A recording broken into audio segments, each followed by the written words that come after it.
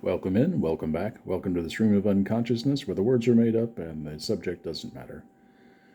I got in a little bit late on the whole Invader ZIM craze, but really, Invader ZIM is my spirit animal. Just brilliant, brilliant stuff. Very passionate, generally thinks he's right, and usually things explode in his face in a spectacular fashion. It pretty much describes a lot of my adult life. So a while back, I decided I would sculpt my own version of Invader ZIM. Did a little bit of work on basically mostly an epoxy sculpt Procreate mix. But I ended up making a mold from that, and as you can see, did some castings. Now this particular, all the castings I did had the Urkin symbol as the base. This particular one I removed for reasons. He's not the absolute greatest as far as the base is concerned. He leans back a little far, and unfortunately my plastic casting is a little bit brittle still, or at least was back when I did this. But yeah, I did my own version, antennas included, and the casting was done pretty well, or at least I think it cast it pretty well. I gave him the little sort of Urkin smirk there when I sculpted it originally. Now, what I also wanted to do, because I tend to make things as hard on myself as humanly possible, was have a perfectly normal human worm baby version. So I did end up sculpting the hair. Now, interestingly, I didn't actually ever finish painting this particular version. I should do that. I don't know why I didn't finish painting him. But after doing that, and as you know from previous videos, if you've seen them, and if you haven't, shame on you, go watch them. I hate paint rub. And I don't know why it bothered me so much with these, considering that they were all going to be individual statues. But I really wanted to do something where there was less paint that could rub off. So what I ended up doing was taking the original sculpt and basically parting it out. As you can see, I took everything. I actually removed the Urkin smirk, but the eyes I made removable. The torso and legs, as they focus in two different pieces. You can see the even the Urkin backpack. I attempted to do something really clever, which was very much a pain in the ass. So this is actually two pieces, so it can be taken apart and cast in two different colors. The nature of the sculpt and the size of the pieces honestly made good castings a little bit difficult to get. As you can see, the arms are in two pieces here. You see a lot of my hands tonight, which makes them very thin, especially for plastic casting. I did get a sort of temporary cast that utilized all of those pieces. I didn't, like I said, because of the nature of the thing, some of the pieces did not turn out, and some of them I never actually cast up. Like there's a whole base, as you can see, with the Urkin symbol that I made for the new sculpt, because I was not happy with the original Urkin symbol base that I had sculpted it on.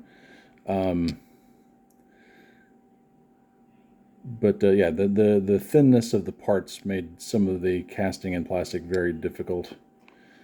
But while I was doing that, since I had a separate head and eyes to begin with, once I started doing this, I also thought, you know, they make a lot of character Lego figures.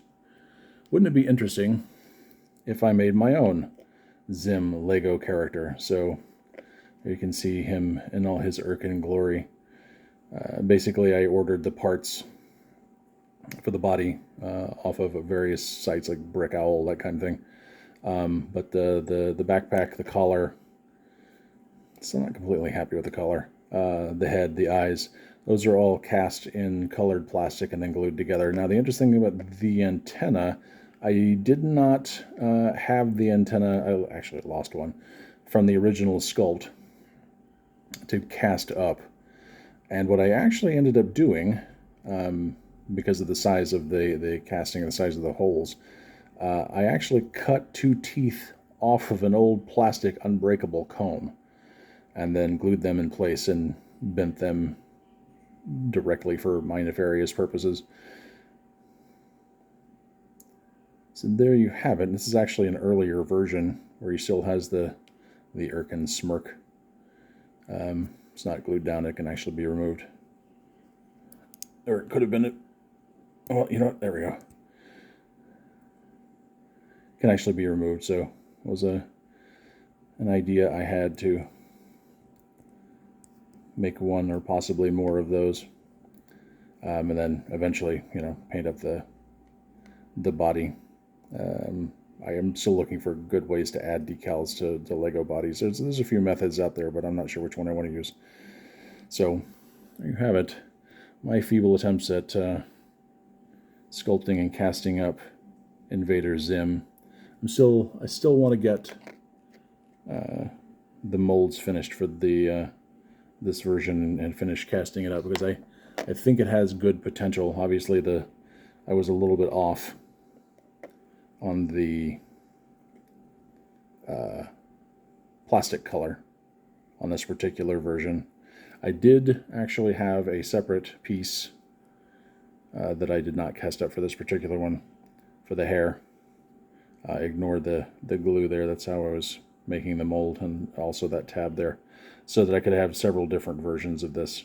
It's just because that amuses the hell out of me.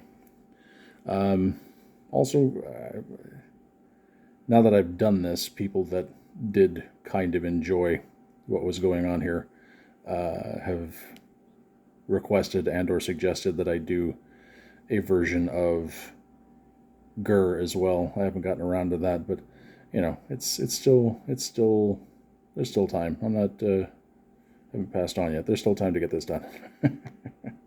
So there you have it.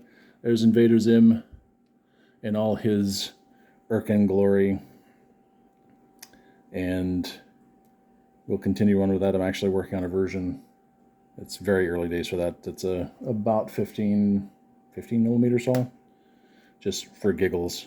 But yeah, it's very early days for that. So it's basically the very basic bits have been sketched in, and I need to go start scraping some of that off and adding more putty to that to really complete that out. But yeah, we'll see if it can, how well it works in 15 millimeter. But mostly because that amuses me. Anyway, that's all we have for tonight. So thanks for watching. Feel free to leave a comment, like, subscribe, ask questions. If you guys are interested at all in humorous or artistic t-shirts, I do have a TeePublic shop in my channel description. And we will talk to you later.